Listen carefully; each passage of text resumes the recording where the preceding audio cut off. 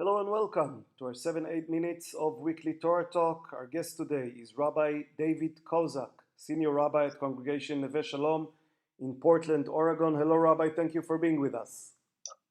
Good evening. Good morning to you. Good evening to me. It's a real pleasure to be here. Thanks for having me. Our parsha is Tisa, and in this parsha, it's an eventful parsha. The people of Israel are told to each contribute half a shekel of silver to the sanctuary. Then, when Moses does not return when expected from Mount Sinai, the people make a golden calf and worship it. God proposes to destroy the Aryan nation, but Moses intercedes on their behalf. He descends from the mountain carrying the tablets, but seeing the people dancing about their idol, he breaks the tablets, destroys the calf, and has the primary culprits put to death. God then forgives the people, and Moses prepares a new set of tablets and once more ascends the mountain. On the mountain, he is granted a vision of the divine 13 attributes of mercy. So radiant is Moses' face upon his return that he must cover it with a veil. The second pasuk of the parsha says, כי תישא את ראש בני ישראל לפקודיהם, ונתנו איש כופר נפשו לאדוני בפקוד אותם, ולא יהיה בהם נגב בפקוד אותם. When you take the sum of the children of Israel according to the numbers, let each one give to the Lord an atonement for his soul when they are counted. Then there will be no plague among them when they are counted. So, Rabbi, students of the Daf Yomi of the Talmud now study Avodah Zarah, the tractate Avodah Zarah, in which we deal with idols. I think the source for this fear of Avodah Zarah is in our parsha, right? I think so too. Yes, absolutely. So, what is the significance of the golden calf? Why do we remember it as such huge event? Well, I think right. So you're asking a good question. What's its relationship to Yahudut, to Judaism? What's its significance beyond idolatry itself? Because I think it operates on both of those levels. Certainly, Judaism has a very firm commitment to monotheism. Shema Yisrael Adonai Echad, right? We have one God, and that is an absolute, and any sort of movement away from that for a Jew is not permissible.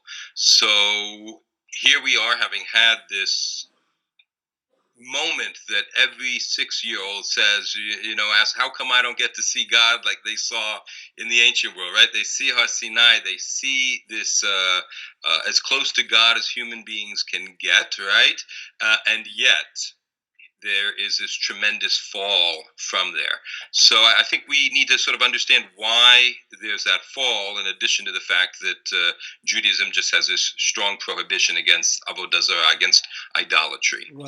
Right. And this fall is what? Is a psychological difficulty that people have in the fact that they do not see God, that God is a conceptual being and not something that they can feel and touch?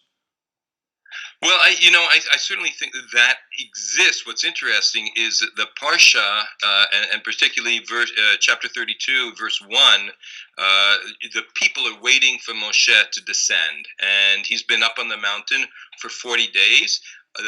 According, to this, they have an expectation that he's coming back down at 6th hour. Right? And the people saw that Moses tarried or delayed. He didn't come down when they thought he was supposed to come down.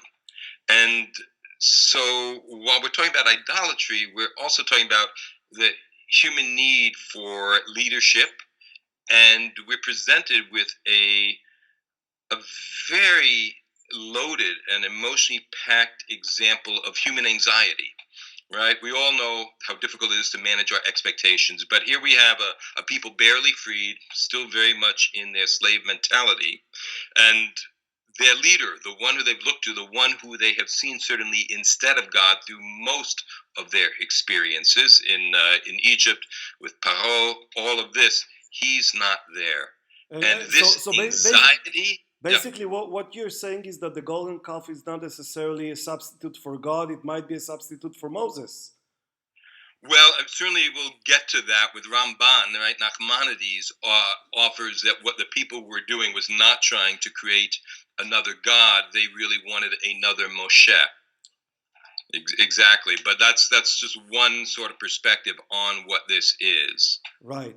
And we see throughout the years in the commentaries on the Torah and what we read in Talmud that Avodah Zarah, that worshipping a foreign god or a different god, is one of the main tenets of Judaism, and there's a great fear of it. It's more than just a simple or an ordinary sin. You know, don't do this, don't do that, don't have another God. No, this is a category that is on a different level. It's kofeh beikar, right? I mean, it's an essential principle. It's to deny the essence of Judaism. It's to deny, I think, the essence of our historical experience, right? That we were slaves, that we were taken out. So it shows a lack of gratitude. It shows an inability, certainly, to sustain that high level of revelation and experience that they had at Har Sinai, which quite human foible, I'd have to say. So it's a lot going on in it. Right, and in the ancient world, the fear of avodah zarah, of a different god, was very much present because other people in the neighboring countries worship different gods.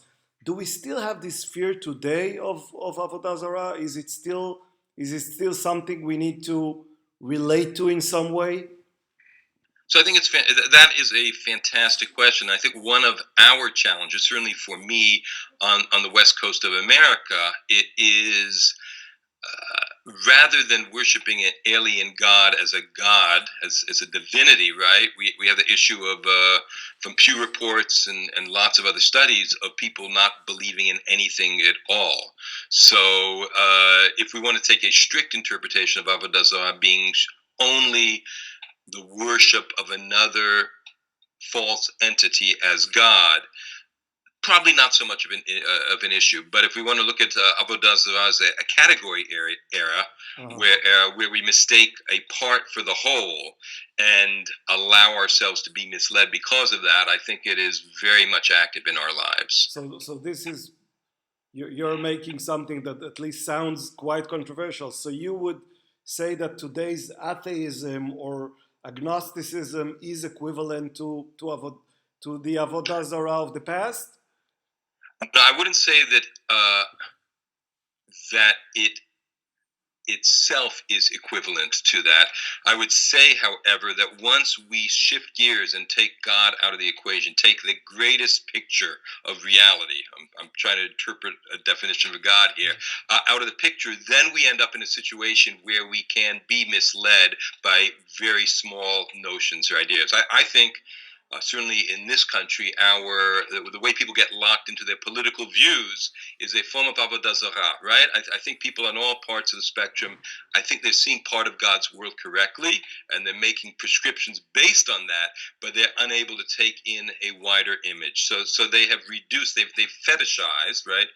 The scholars will talk about avodah zarah as a fetish, where you take some object, in this case a concept, and turn it into the central focus of your life. And there's also a talk from time to time about people today worshiping themselves, worshiping or worshiping other people, celebrities, etc.